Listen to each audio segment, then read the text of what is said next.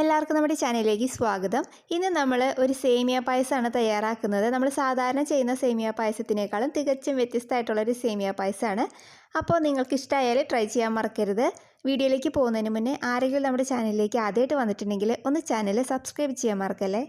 അപ്പോൾ നമുക്ക് സേമിയ പായസം തയ്യാറാക്കുന്നതിന് മുന്നേ തന്നെ അതിലേക്ക് വേണ്ട കുറച്ച് സാധനങ്ങളൊന്ന് ഫ്രൈ ചെയ്തെടുക്കാം. അതിന് വേണ്ടിയിട്ട് സ്റ്റവ് ഓണാക്കി ഞാൻ ഒരു പാൻ വെച്ച് കൊടുത്തിട്ടുണ്ട്. പാൻ ഒന്ന് ചൂടായിട്ട് വരുമ്പോഴത്തേക്ക് അതിലേക്ക് ഒരു 1/4 ടേബിൾ സ്പൂണോളം ബട്ടറോ അല്ലെങ്കിൽ നെയ്യ് നിങ്ങൾക്ക് ഇഷ്ടമുള്ളത് ഏതാണെന്ന് വെച്ചാൽ ചേർത്ത് കൊടുക്കുക.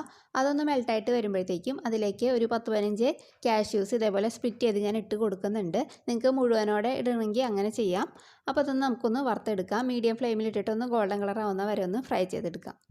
അപ്പോൾ അത് അവിടെ നന്നായിട്ടൊന്ന് ഫ്രൈ ആയി വന്നിട്ടുണ്ട്. ഇനിയിപ്പോൾ നമുക്കിത് വേറൊരു പ്ലേറ്റിലേക്ക് മാറ്റി വയ്ക്കാം. ഇനി ഈ സെയിം പാനിലേക്ക് തന്നെ ഞാൻ ഒരു 3/4 ടേബിൾ സ്പൂണോളം നെയ്യ് അല്ലെങ്കിൽ ബട്ടർ നിങ്ങൾക്ക് ഇഷ്ടമുള്ളത് ചേർക്കാം. അതൊന്ന് മെൽട്ടായിട്ട് വരുമ്പോഴത്തേക്കും നമ്മളിവിടെ എടുത്തിരിക്കുന്നത് 3/4 കപ്പ് സേമിയയാണ്. ഈ സേമിയ നമുക്കൊന്ന് നന്നായിട്ടൊന്ന് വറുത്തെടുക്കാം. അപ്പോൾ ഒരു ഗോൾഡൻ കളറായിട്ട് വരുന്ന വരെ ഒന്ന് ഫ്രൈ ചെയ്തെടുത്താൽ മതി. കരിഞ്ഞു പോവാതെ മീഡിയം ടു ലോയിലിട്ടിട്ട് നമുക്കിതൊന്ന് ഫ്രൈ ചെയ്തെടുക്കാം. അപ്പോൾ ഇതൊരു 2-3 മിനിറ്റിനുള്ളിൽ പെട്ടെന്ന് തന്നെ ഇത് ഫ്രൈ ആയി കിട്ടും. അപ്പോൾ അതാ ഇവിടെ നന്നായിട്ട് ഫ്രൈ ആയി വന്നിട്ടുണ്ട്.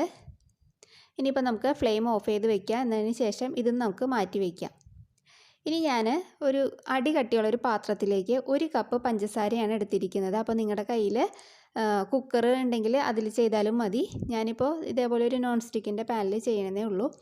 അപ്പോൾ അതിലേക്ക് 1 കപ്പ് പഞ്ചസാരയാണ് ചേർത്ത് കൊടുത്തിരിക്കുന്നത്. ഈ പഞ്ചസാര നമുക്കൊന്ന് ക്യാരമൽ ചെയ്തെടുക്കണം. അപ്പോൾ അതിന് വേണ്ടിയിട്ട് നമുക്ക് സ്റ്റവ് ഒന്ന് ഓണാക്കി കൊടുക്കാം. എന്നതിന് ശേഷം ഏറ്റവും ലോ ഫ്ലെയിമിൽ വെച്ചേക്കാം. ഹൈ ഫ്ലെയിമിലൊന്നും വെക്കരുത്. വെച്ചിട്ടുണ്ടെങ്കിൽ നമ്മുടെ പഞ്ചസാരയൊക്കെ കരിഞ്ഞു പോകും. അപ്പോൾ ഏറ്റവും ലോ ഫ്ലെയിമിൽ വെക്കുക. എന്നതിന് ശേഷം നന്നായിട്ടൊന്ന് ക്യാരമലായിട്ട് വരട്ടെ. അപ്പോൾ ഒരു 5-10 മിനിറ്റൊക്കെ എടുക്കും ഇതൊന്ന് ക്യാരമലായിട്ട് വരാനായിട്ട്. അപ്പോൾ നമ്മൾ ലോ ഫ്ലെയിമിൽ തന്നെ വെക്കണം കേട്ടോ. അത് എന്തായാലും നിങ്ങൾ ശ്രദ്ധിക്കണം. അപ്പോൾ അത് അവിടെ ചെറുതായിട്ട് ക്യാരമലായി വരാൻ തുടങ്ങിയിട്ടുണ്ട്. ഇനിയിപ്പോൾ നമുക്കിതൊന്ന് ജസ്റ്റ് ഒന്ന് സ്പൂൺ വെച്ചിട്ടൊന്ന് ഇളക്കിയിട്ട് കൊടുക്കാം. എന്നതിന് ശേഷം നന്നായിട്ടൊന്ന് മെൽട്ടായിട്ട് വരട്ടെ നമ്മുടെ പഞ്ചസാരയൊക്കെ. അപ്പോൾ അത് അവിടെ നന്നായിട്ടൊന്ന് മെൽറ്റായി വന്നിട്ടുണ്ട്. അപ്പോൾ നിങ്ങൾക്ക് ഇതിലും കുറച്ചും കൂടി കളർ വേണമെന്നുണ്ടെങ്കിൽ കുറച്ചും കൂടി നേരം വെച്ചിരുന്നാൽ മതി. ഞാനിപ്പോൾ ഇത്രയും ഒരു കളറിലേ എടുക്കുന്നുള്ളൂ. അപ്പോൾ ലോ ഫ്ലെയിമിൽ തന്നെ വെക്കാം കേട്ടോ. ഇനി ഇതിലേക്ക് ഒരു 2 ടേബിൾ സ്പൂൺ ബട്ടർ ഞാൻ ചേർത്ത് കൊടുക്കുന്നുണ്ട്. അപ്പോൾ നമ്മൾ ബട്ടർ സ്കോച്ചിൻ്റെ സോസാണ് ഇപ്പോൾ തയ്യാറാക്കുന്നത് കേട്ടോ. അതിന് വേണ്ടിയിട്ടാണ് നമ്മൾ 2 ടേബിൾ സ്പൂൺ ബട്ടർ ചേർത്തിരിക്കുന്നത്. ഇത് അൺസാൾട്ടഡ് ബട്ടറാണ്. നിങ്ങളുടെ കയ്യിൽ സോൾട്ടഡ് ബട്ടർ ആണെങ്കിലും കുഴപ്പമൊന്നുമില്ല. അപ്പോൾ അത് നന്നായിട്ടൊന്ന് മെൽട്ടായിട്ട് വരട്ടെ. അപ്പോൾ നമ്മുടെ സോസ് ഇവിടെ റെഡി ആയിട്ടുണ്ട്. ഇനി ഇതിലേക്ക് ഞാൻ 1 ലിറ്റർ പാല് ചേർത്ത് കൊടുക്കുകയാണ്. തിളപ്പിച്ചിട്ടൊന്നുമില്ല, സാധാരണ നമ്മൾ മേടിക്കുന്ന പാല് ഒഴിച്ച് കൊടുത്തിട്ടുണ്ട്. അപ്പോൾ നമ്മളിത് ഒഴിച്ച് കൊടുക്കുന്ന സമയത്ത് നമ്മുടെ ക്യാരമൽ ഇപ്പോൾ നല്ല കട്ടായിട്ട് ഇരിക്കുകയായിരിക്കും നമ്മുടെ പാനിൽ. അപ്പോൾ അത് നിങ്ങൾ പേടിക്കൊന്നും വേണ്ട. നമ്മുടെ പാല് നന്നായിട്ട് ചൂടായിട്ട് വരുമ്പോഴത്തേക്കും അത് ഈ പാത്രത്തിൽ നിന്ന് വിട്ട് വരാൻ തുടങ്ങും. അപ്പോൾ നമുക്ക് കുറച്ച് നേരം ഒന്ന് വെയിറ്റ് ചെയ്യാം. അപ്പോൾ അതാ കണ്ടില്ലേ, ഇതേപോലെ വിട്ട് വരാൻ തുടങ്ങും. നമ്മുടെ പാല് നന്നായിട്ട് തിളച്ച് വരുമ്പോഴത്തേക്കും ഈ ക്യാരമൽ നമ്മുടെ പാലായിട്ട് ചേർന്ന് ഈ പാല് നല്ലൊരു കളറായി കിട്ടിയിട്ടുണ്ടാവും. അപ്പോൾ അതവിടെ നന്നായിട്ട് ക്യാരമലെല്ലാം പാലായിട്ട് യോജിച്ചിട്ടുണ്ട്. അപ്പോൾ നമ്മുടെ പാലിൻ്റെ കളർ കണ്ടില്ലേ, നല്ല ക്യാരമൽ കളറായിട്ടുണ്ട്. ഒരു നല്ലൊരു പിങ്കിഷ് കളറായിട്ടുണ്ട്. ഇനി ഇതിലേക്ക് നമുക്ക് നമ്മൾ വറുത്ത് മാറ്റി വെച്ചിരിക്കുന്ന നമ്മുടെ സേമിയ ചേർത്ത് കൊടുക്കാം.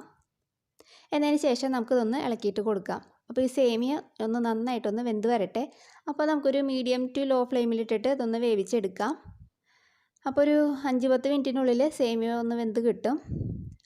അപ്പോൾ ഇതിൻ്റെ മധുരമൊക്കെ ഒന്ന് ചെക്ക് ചെയ്ത് നോക്കുക. കുറവാണെങ്കിൽ നിങ്ങൾക്ക് വേണമെങ്കിൽ കുറച്ചും കൂടി പഞ്ചസാര ചേർത്ത് കൊടുക്കാം. അപ്പോൾ ഞാൻ സേമിയ ഒന്ന് ചെക്ക് ചെയ്ത് നോക്കിയപ്പോൾ നമ്മുടെ സേമിയൊക്കെ ഇവിടെ വെന്തിട്ടുണ്ട്. ഇനി ഇതിലേക്ക് നമ്മൾ വറുത്ത് മാറ്റി വെച്ചിരിക്കുന്ന കാഷ്യൂസ് ചേർത്ത് കൊടുക്കുകയാണ്. എന്നതിന് ശേഷം നമുക്കൊന്ന് ഇളക്കിയിട്ട് കൊടുക്കാം. അപ്പോൾ ഇത്രയേ ഉള്ളൂ നമ്മുടെ സേമിയ പായസം. ഇനി നമുക്ക് ഫ്ലെയിം ഓഫ് ചെയ്ത് വെക്കാം. അപ്പോൾ ഈ ഒരു പാകത്തിന് ഞാൻ ഓഫ് ചെയ്ത് വെക്കുകയാണ്. കാരണം സേമിയ പായസം ആയതുകൊണ്ട് തന്നെ കുറച്ച് നേരം ഇരുന്ന് കഴിയുമ്പോഴത്തേക്കും ഇത് വല്ലാതെ അങ്ങോട്ട് കുറുകി അങ്ങോട്ട് പോകും. അപ്പോൾ ഭയങ്കരമായിട്ട് കട്ട കുത്തും. അപ്പോൾ ഈ ഒരു സ്റ്റേജിൽ നമ്മൾ ഓഫ് ചെയ്ത് വെക്കുകയാണെങ്കിൽ നമുക്ക് നല്ലൊരു പാകത്തിന് നമുക്ക് ഇത് കിട്ടും.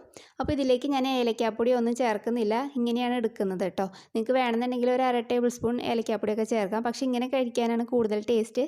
അപ്പോൾ നിങ്ങൾ ഇതുവരെ ഇതേപോലെ ഉണ്ടാക്കിയിട്ടില്ലെങ്കിൽ എന്തായാലും ട്രൈ ചെയ്യാൻ മറക്കരുത്. കുട്ടികൾക്ക് എന്തായാലും ഇഷ്ടപ്പെടും. കാരണം നമ്മളെപ്പോഴും വെള്ള കളറിലെ സേമിയ പായസമല്ല കുടിക്കുക. ഇതേപോലെയൊക്കെ കൊടുക്കുകയാണെങ്കിൽ കുട്ടികൾക്ക് എന്തായാലും ഇഷ്ടപ്പെടും. അപ്പോൾ ട്രൈ ചെയ്യുക. നല്ലൊരു വീഡിയോ ആയിട്ട് അടുത്ത ദിവസം കാണാം. താങ്ക്